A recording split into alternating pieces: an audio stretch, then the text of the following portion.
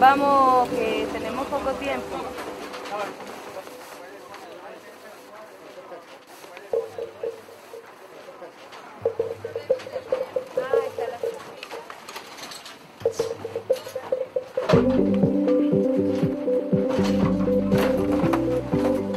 Dice mi mamá que yo a partir de los 4 años ya dije que quería ser biólogo.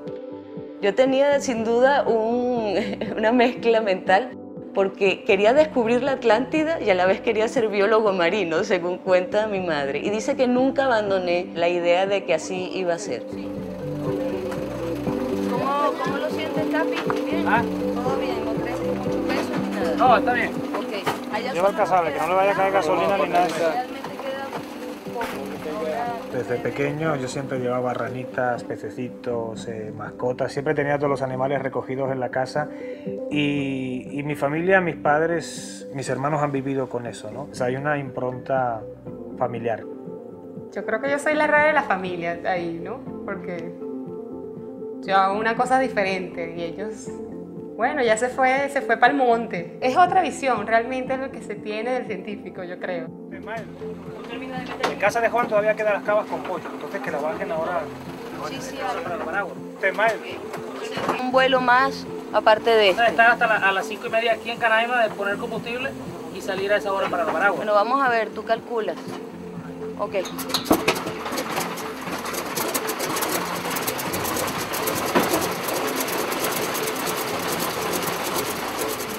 En efecto, yo no recuerdo nunca haber pensado en estudiar ninguna otra cosa que no fuera biología. Apenas terminé la carrera, pues ya había bastante inclinación a trabajar la herpetología continental y bueno, es lo que estoy haciendo ahora. Aparentemente no te puedo decir cuál fue el origen, creo que viene en mi genética el amor por lo que estoy haciendo.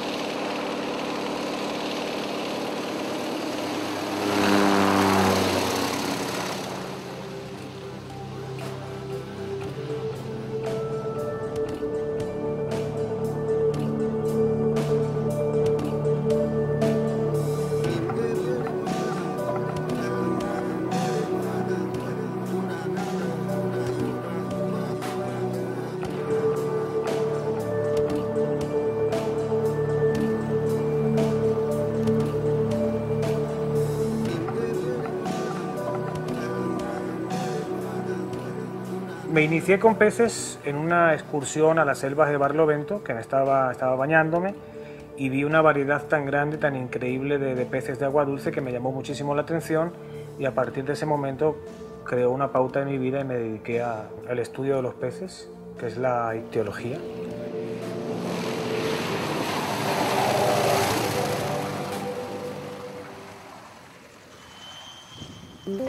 Vamos, cadenita. A mí siempre me gustó la naturaleza.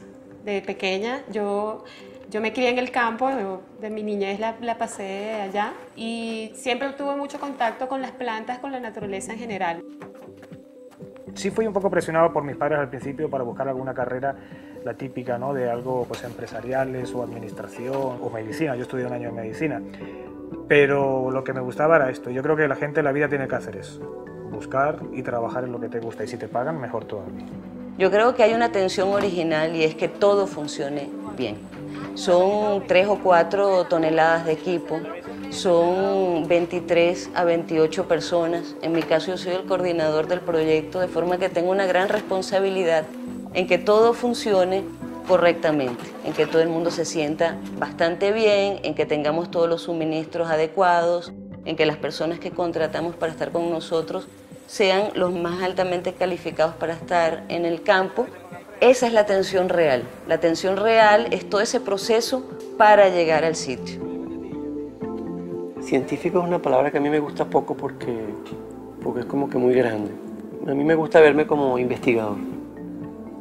Investigar, o sea, ver qué hay de nuevo. ¿Qué hay de nuevo? Y sí, eso, ¿qué hay de nuevo? Yo desde que estoy en esto, son vacaciones, yo no necesito realmente. Uno no necesita vacaciones, yo por lo menos. Vacaciones es irse para el campo. Tú ya tienes la tuya montada. ¿Está lista? ¿Tú armaste, Juan Carlos? Sí, bro. Bueno, esa ya tú. Y yo Mara, esa es una propósito. Canaima es un gran bosque con grandes ríos y grandes mesetas, un sitio donde puedes sentarte a contemplar durante muchísimas horas y tomarte el tiempo tranquilo.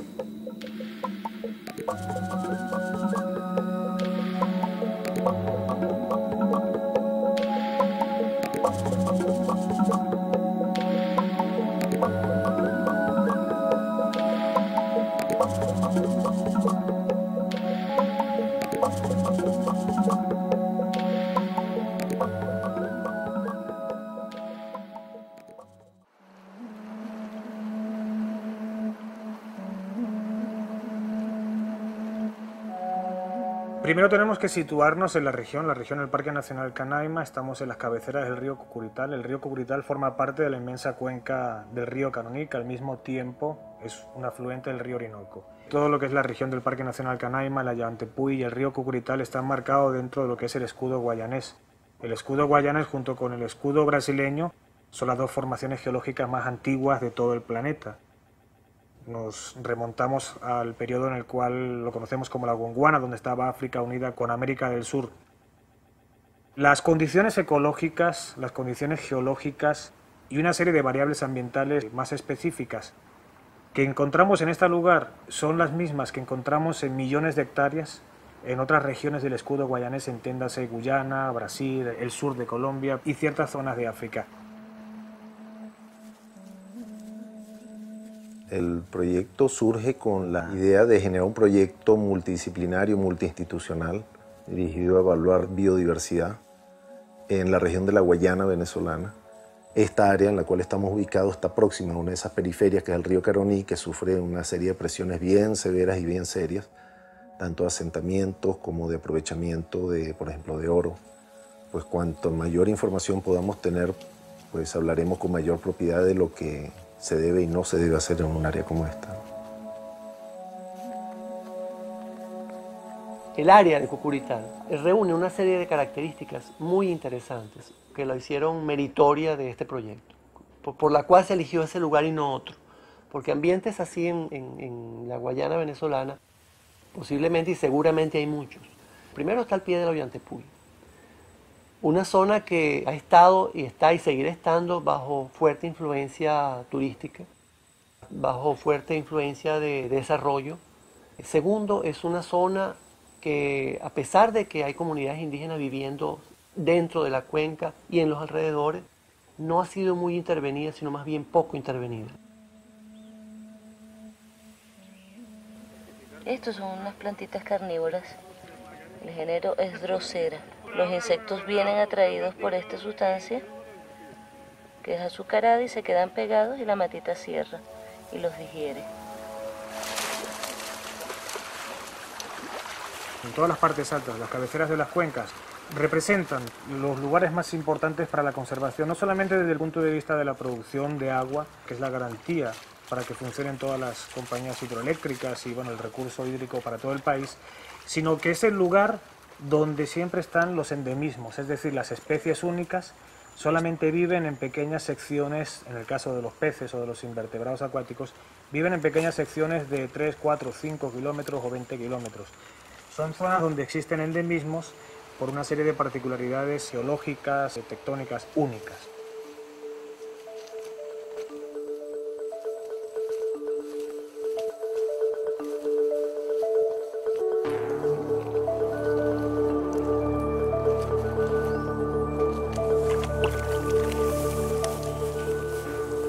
Se llaman peces anuales porque solamente viven durante un periodo de tiempo.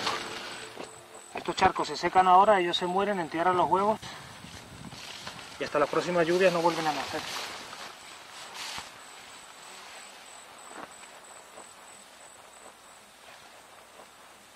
Estos son o juveniles de Rivulus lyricauda u otra especie. Es increíble, vives en el cauce del río y después encontrarlo aquí, ¿no?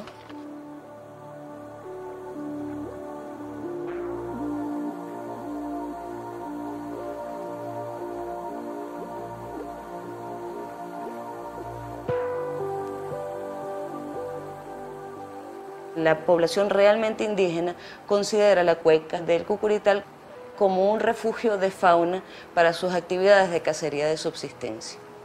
Entonces, no solamente es un problema abstracto de conservación, que a veces uno no entiende la conservación como que te afecte directamente, pero cuando empiezas a considerar recursos hidroeléctricos, cuando empiezas a considerar refugios de fauna para la subsistencia de poblaciones indígenas, o otra serie de consideraciones que incluso todavía ni siquiera nos las imaginamos, ahí entiendes por qué estos estudios son muy importantes y necesarios hacer en estos momentos en cuencas que todavía están prístinas, como en este caso la del Cucurital. Todos los resultados que se van a obtener en este proyecto son, de alguna forma, o se pueden extrapolar a otras zonas del Parque Nacional que están prácticamente inexploradas y desconocidas. Es decir, si nosotros hemos estudiado un río con estas características de longitud, con esta cota de altura, con estas formaciones vegetales, con este número de especies en peces, en anfibios, en reptiles, en mamíferos y en aves, sabemos que con todas esas condiciones biológicas más las condiciones abióticas pueden ser replicables en otra sección de Sudamérica, del escudo guayanés y de incluso del planeta. Un estudio de esa naturaleza o de ese estilo en el país es único. Hay algunos estudios muy parecidos en la Guayana francesa o en Guyana y en algunas zonas de la Amazonía, pero es un estudio que nos va a permitir de alguna forma extrapolar o exportar estas experiencias hacia otras zonas del escudo guayanés, incluso de la selva del Amazonas y del Orinoco.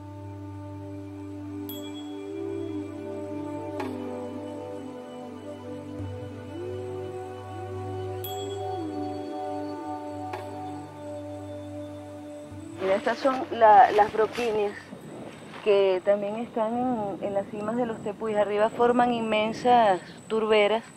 Ellos son contenedores de agua adentro, tienen reservas de agua en el fondo y viven unas ranas de género tepuila, como los tepuyes, que comparte la especie entre el Ollantepú y el Chimanta.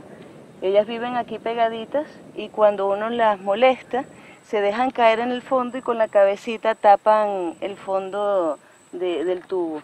Luego se reproducen en el agua de las turberas que están a los lados.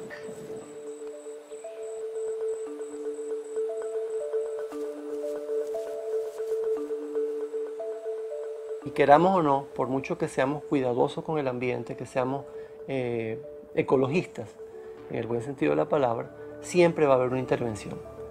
Es inevitable, o sea, por el mero hecho de caminar por el césped o salirse de una carretera y pisar afuera, eso ya está interviniendo. El hecho de que exista una carretera ya es una intervención que ocurrió allí.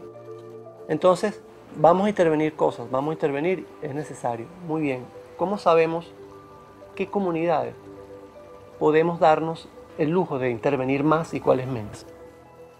Hacemos estudios de las diferentes comunidades de plantas, estudiamos cuál es la composición de especies que hay en esas comunidades, su estructura, porque las especies se distribuyen pues en diferentes formas, unas crecen arriba y otras crecen abajo dentro de esa comunidad.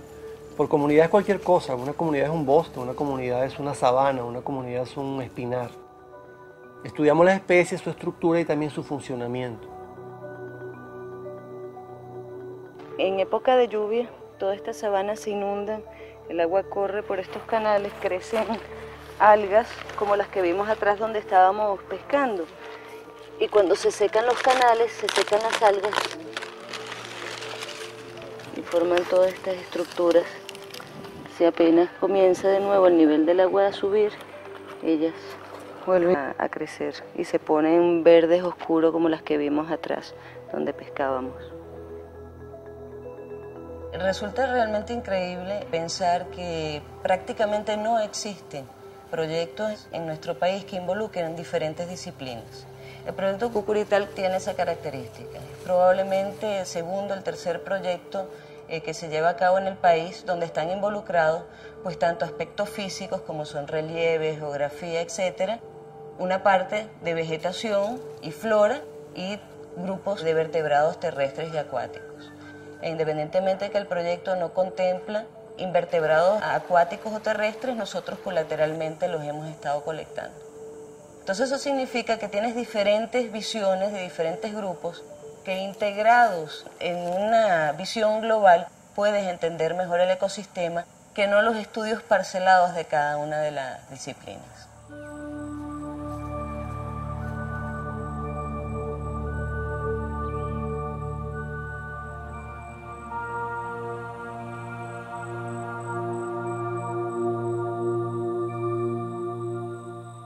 ¿Qué son los parques nacionales? Los parques nacionales lo que hacen es decir, donde hay unas comunidades bien importantes, a lo mejor poco distribuidas, que tengan valor como reserva de biosfera, que tengan valor como para preservar especies, o que tengan un valor importante para preservar cuencas.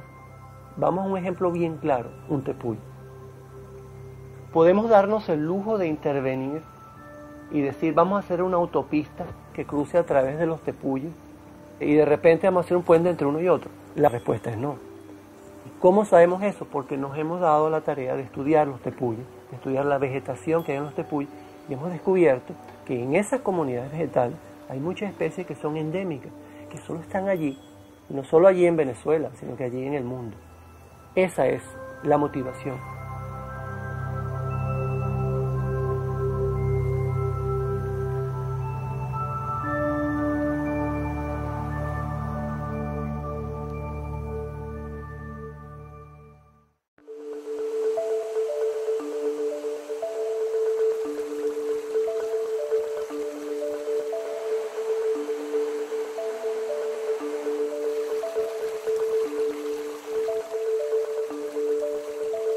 Estos ríos son muy pobres, ¿no? Porque son ríos de cabecera, son ríos que están en los nacientes, las aguas tienen muy poco nutriente, pocos alimentos y por ende pocas especies.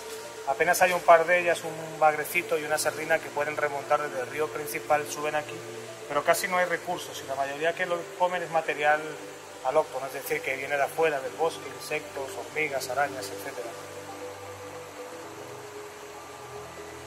Por la NASA le ponemos cebo de sardina que huele, tiene mucho aceite y eso atrae a las pocas especies que hay.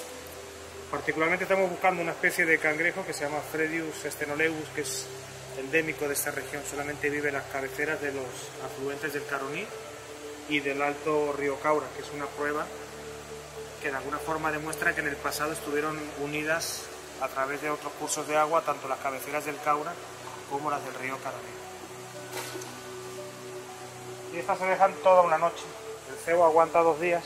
Aquí como las aguas son muy ácidas y muy frías, no hay casi descomposición orgánica, ¿no? Entonces aguanta muchísimo.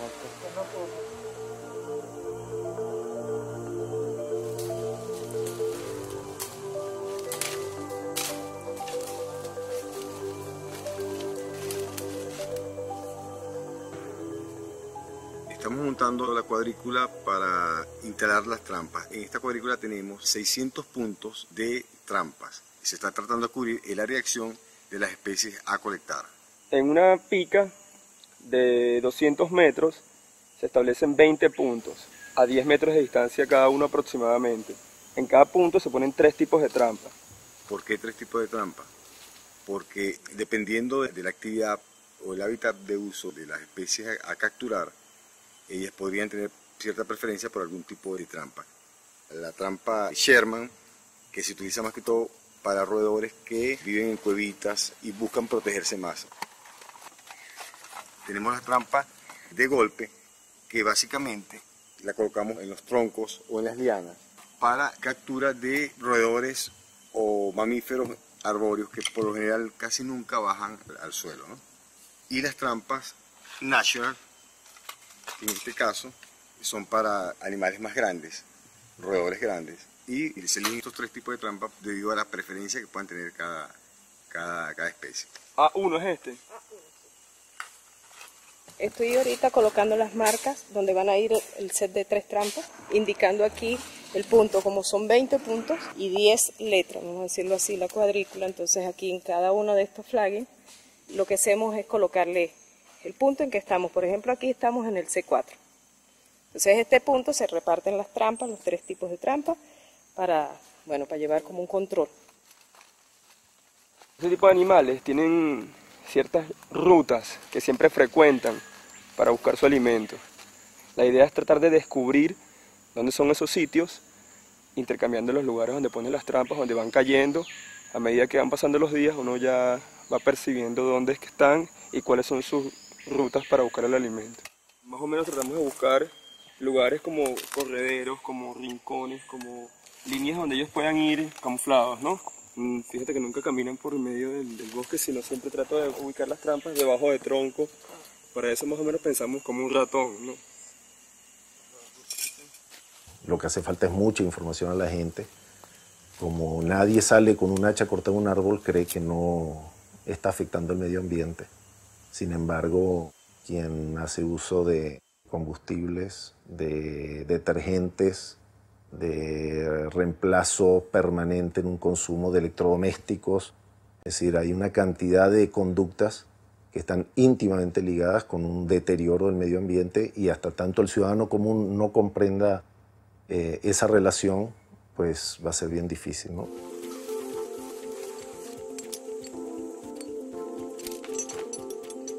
Bueno, yo lo que hago es subo los árboles, los escalo para bajar las muestras botánicas.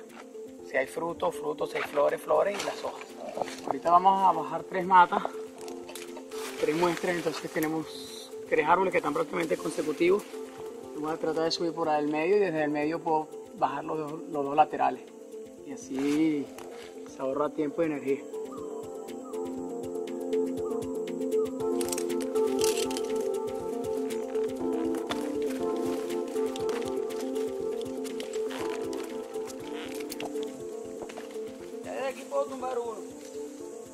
Se trata de seguir un muestreo que ha sido validado ya en otra serie de estudios de estructura de vegetación en Venezuela y en otras partes del mundo, podemos decir. Y este en particular muestrea un área de 0.1 hectáreas por medio de 5 líneas de 2 metros de ancho y de 100 metros de largo.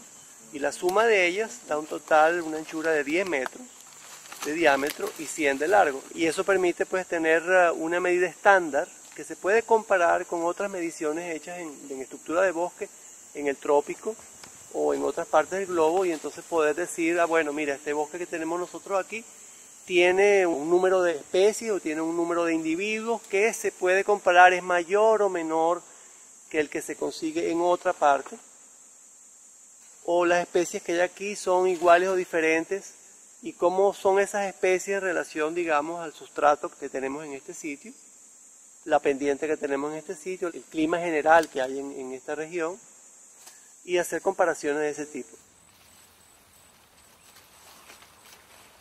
Mi trabajo en este proyecto es caracterizar la avifauna de los bosques de la cuenca del río Cucuritano. Bueno, estamos utilizando que es el mayeo tradicional de mallas de niebla. Estamos utilizando otro método que es el método de observación de radio fijo, que lo está utilizando en otra parte del bosque, y el método de observación directa al azar por picas ya preestablecidas.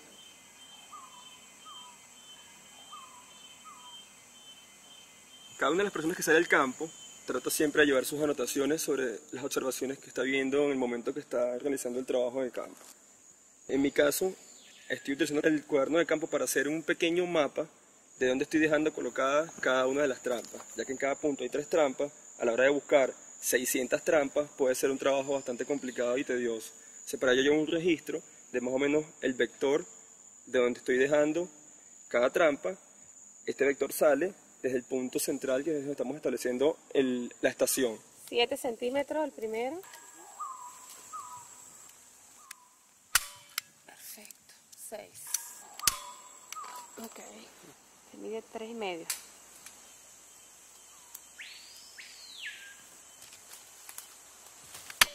Perfecto.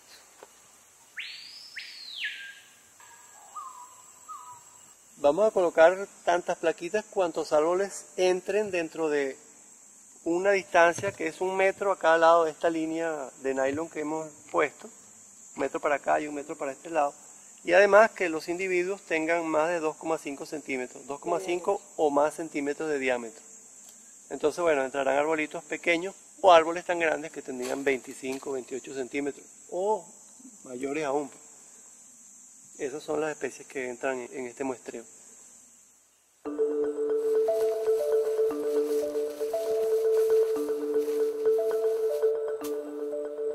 Bueno, vamos a juntar ahora las mallas de neblina para captura de mamíferos voladores, en especial murciélagos. En Venezuela están reportadas 152 especies de murciélagos, de los cuales en la zona se han registrado ya 32 especies.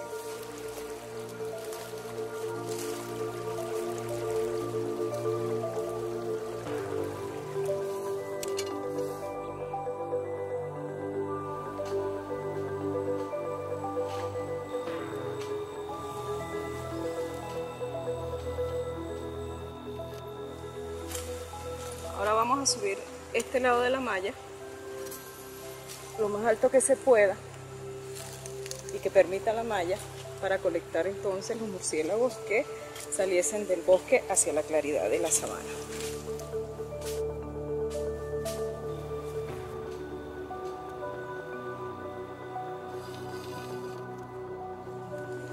Tenemos que dejarla bien estiradita, las guías principalmente, de tal manera que se haga las bolsas en el centro. Que el animal al caer se enrede, ¿okay? Y uno puede entonces venir y sacarlo.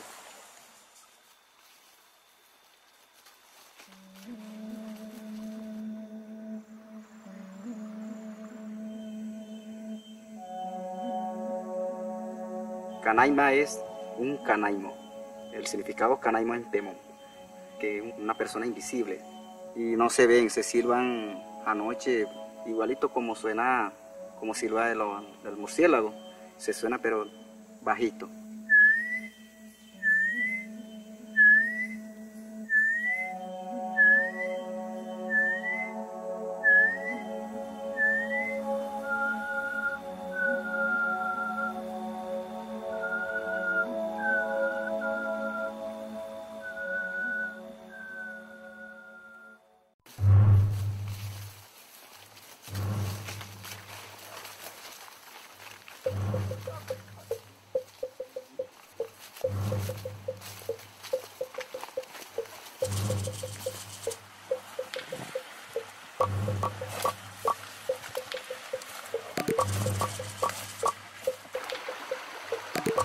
¿Te dieron unos cuantos? Eso, el platirrini. Vamos a sacar esto. Me atrapó a mí, totalmente. Y ahí... Es un glosófago, un insectívoro. En una noche puede capturarse 3 o 4 especies. Vamos a meterlo acá. La voy a morder. Aquí tengo la bolsa. Vamos a verle las características. Como más así, como... Sí. Y la lengua es extremadamente larga. Nectarina. Okay. Estamos listos, vamos entonces a revisar las demás. Si hay otra base. No hay...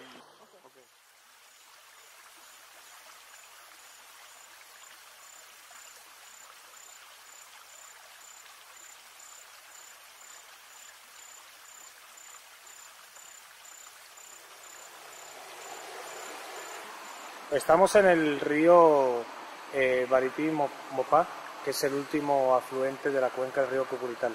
Como sabes, el estudio es en un gradiente longitudinal de la parte alta a la parte más baja. Ahora estamos en la parte alta antes de llegar al nacimiento o a las cabeceras. Y este río Barití-Mopá es muy interesante porque es el último afluente donde encontramos peces de un tamaño considerable para la alimentación de los indígenas. Entonces vamos a aprovechar una actividad de una pesca con barbasco, que es un veneno de origen natural, para tomar datos de diversidad y de abundancia de las principales especies. El barbasco que se utiliza es un extracto natural que se puede sacar de 5 o 6 especies diferentes de plantas de toda la selva, ¿no? Se puede aprovechar la raíz, el bejuco, las lianas, las hojas, las cortezas del árbol, dependiendo de qué parte de la planta y de qué especie es más potente o no. Es un elemento que es completamente biodegradable y se ha utilizado desde tiempos ancestrales por las comunidades indígenas, no solamente los amerindios, sino en África y en Asia.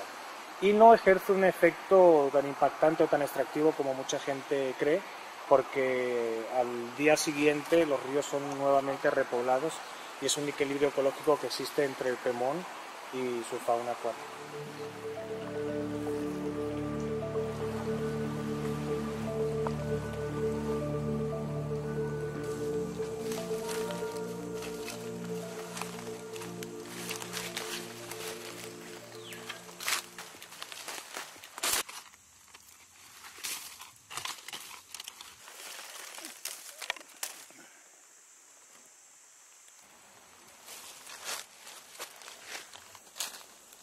No todo lo que se colecta se sacrifica. Pero ya como ha sido caído y sabemos cuál es, lo que hacemos es que le colocamos una marquita en un ala, una quinta primaria. Esto es para marcarlo. Si llega a volver a caer, ya sabemos que ha caído otra vez y no se cuenta para poder medir la efectividad de las mallas. Entonces yo ahora le estoy tomando una fotico como registro y se libera entonces.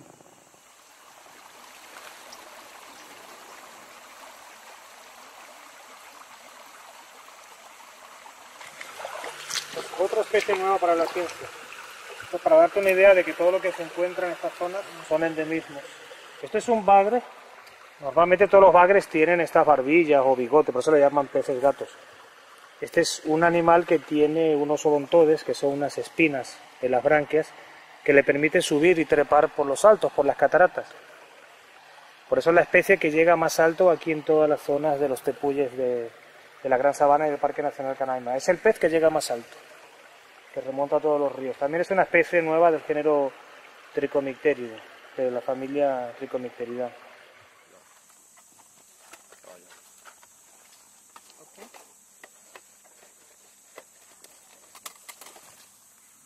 Hay caracteres morfológicos que son básicos para determinar la especie. Ahorita el género es una marmosa. Ahora hay varias especies, Robinsoni, marmosa trileriana. O sea, son varias las especies que hay de marmosa. Esta es una especie nueva incluso para la ciencia del género Equines, un cíclido, lo que llaman normalmente viejitas, mochorocas, de la misma familia de los pavones. El nombre en Pemón, maracoto, es curuguac. Es quizá la especie que crece o que alcanza una talla más o menos importante, unos 10-12 centímetros. Y bueno, por lo menos son los que suplen de gran parte de proteínas de origen animal en la parte alta de la cuenca, ¿no? Una vez que llegas al sitio, nos hemos educado durante muchos años a tener cuidado, tener calma, a no sentir miedo, pánico, y sabes que realmente corres riesgo cuando entras en momentos de miedo o de pánico que haces que no pienses las cosas. Si llegas a ver alguna trepadora o alguna otra que tenga flores o frutos,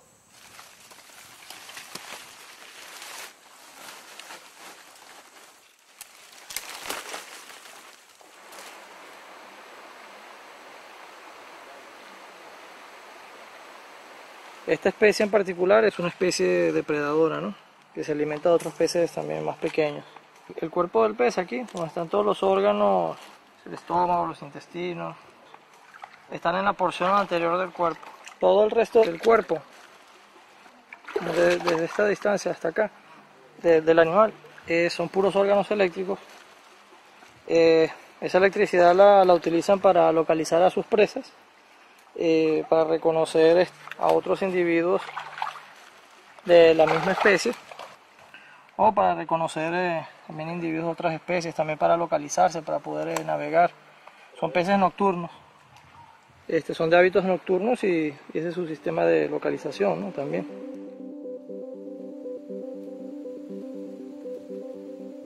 Al colectar las plantas, para que sirvan como muestra botánica representativa, hay que tomar la muestra, la colocas en el papel periódico y lo que se dice prensar la planta.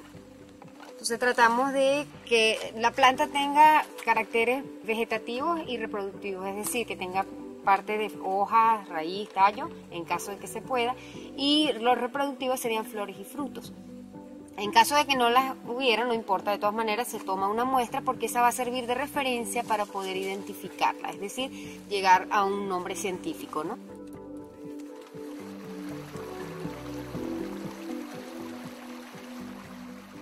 Aquí te encuentras ríos que puedes tener menos de un pez por metro cuadrado o menos de 1 gramo por metro cuadrado. O sea que tienes que trabajar en una sección importante para tener una buena cantidad. El barbasco actúa como un inhibidor de la cadena respiratoria. A todos los animales que tienen respiración branquial, actúa sobre un proceso físico-químico y evita que actúe el citocromo C. Entonces interrumpe el proceso respiratorio. Pero si tú agarras esos peces y los pasas a otro contenedor con agua en condiciones, el pez sobrevive perfectamente. Se pueden comer los peces sin ningún tipo de problema para el ser humano. Y el pescado es una fuente proteica muy importante, incluso en ocasiones mayor que la caza. O sea, toda la zona de la altiplanicie de la Gran Sabana y Canaima tiene suelos muy pobres y no soporta una densidad de mamíferos similar, por ejemplo, a las sabanas o a las selvas africanas. Entonces a veces las circunstancias se vuelven complicadas y no hay proteína de origen animal. Y la pesca se transforma en una fuente segura.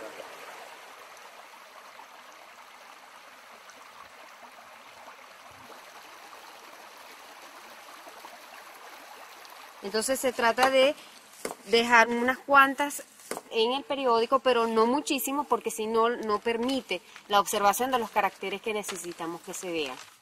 En este caso, cómo están las hojas dispuestas en la rama, cómo es la nerviación, cómo es la nerviación primaria, secundaria, y bueno, si tiene frutos o flores, se anotan los colores, las características que se pierdan con el secado, como es si tiene aroma, si tiene el color, ese tipo de características. Se colocan todas juntas en una prensa y luego se colocan en alcohol al 70% y se envuelven en periódico suficiente para que lleguen al laboratorio, donde luego se sacarán y se colocarán en papel secante en una estufa hasta que se seque el material.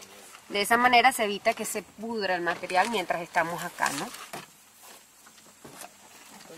Ayer vimos los sistemas de pesca tradicionales, que son la pesca con nasa, la pesca con redes, con trenes de ahorque, redes agalleras e inclusive el barbasco. Existe otro método que es el objetivo de esta actividad que vamos a realizar hoy, que es el sistema de observaciones subacuáticas o censos subacuáticos. No es más que la metodología que se ha utilizado tradicionalmente en el mar, llevada a los ríos. Nosotros hacemos el inventario, es decir, ver qué especies hay, pero una de las ventajas de este método es que no es extractivo, es decir, que no tienes por qué sacrificar a los peces y que además te permite tener datos ecológicos que no los puedes obtener de otra manera. Entiéndanse, por ejemplo, los hábitos alimentarios, es decir, la forma como el pez come, dónde come, si hay algún tipo de cortejo o cuido parental en la puesta, es decir, todos los aspectos reproductivos, dónde se distribuye el pez, cuáles son los ritmos de actividad, si hay competencia o no con otras especies, si hay depredación, etc. Uno lo que hace es simplemente durante media hora, un tiempo estandarizado, hace observaciones en todo el lugar. Entonces anotas en unas tablas de PVC las especies, el número de individuos y cualquier otro tipo de información que sea interesante. Aquí en estos ríos, como estamos en ríos de alta montaña, tenemos que utilizar trajes de neopreno porque hace mucho frío y la temperatura oscila entre los 19 y 20 grados, pero después que tienes media hora puedes sufrir incluso en ocasiones de hipotermia porque hace mucho frío. Aquí la riqueza es muy pobre. Hay una clina, es decir, una disminución en la riqueza desde la parte más baja del río, desde la desembocadura en el Caroní, hay aproximadamente unas 60, 70 especies probablemente, hacia la parte media baja 30 o 40, y cuando llegas aquí arriba nada más que encontramos 4 o 5 especies, que son las que han podido subir toda la cantidad de saltos, cataratas, que todas son barreras geográficas que evitan que suban los peces grandes.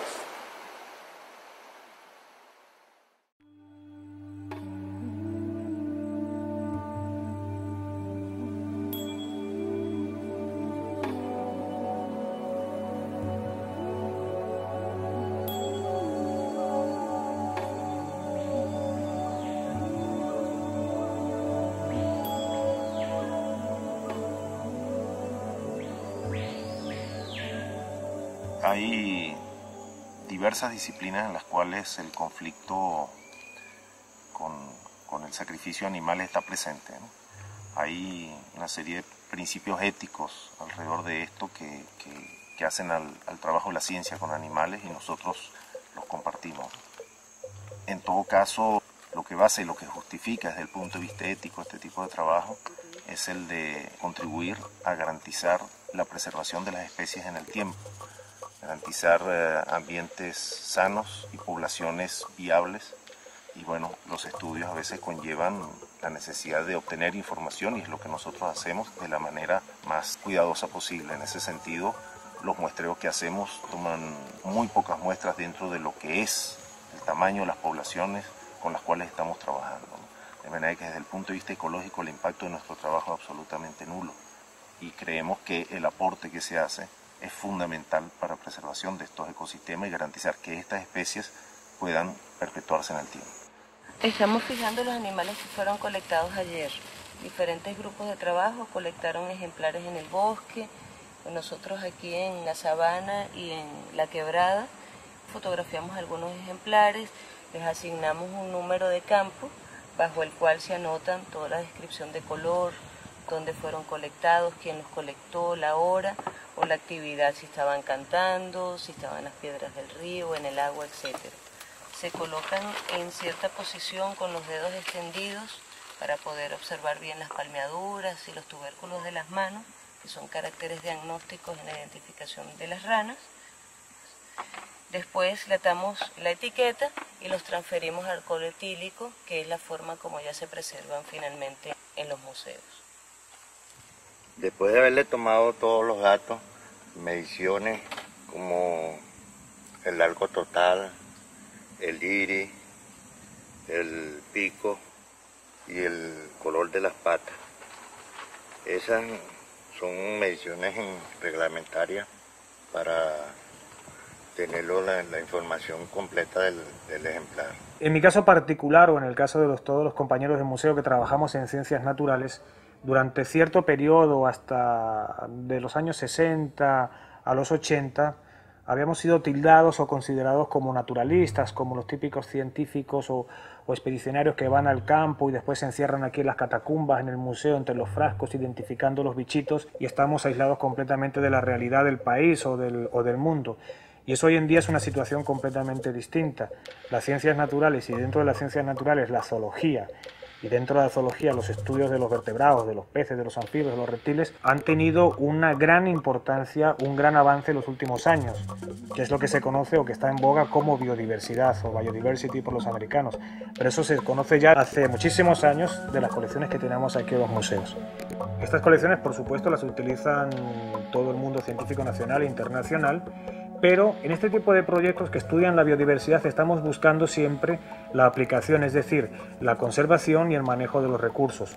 Toda la información que generamos es información de línea base, pero también nos permite generar una serie de datos que pueden ser manejados y de utilidad para los gestores en la toma de decisiones. Eso significa que estos frascos que tú ves aquí estáticos continuamente están generando información. Esto está guardado en una base de datos en la cual en pocos segundos tú puedes saber la lista de peces del río Cuyuní, que es limítrofe también con la Guyana. O sea que el problema no solamente es un problema de contexto nacional, sino de contexto regional, en lo que es la Amazonía y la Orinoquía.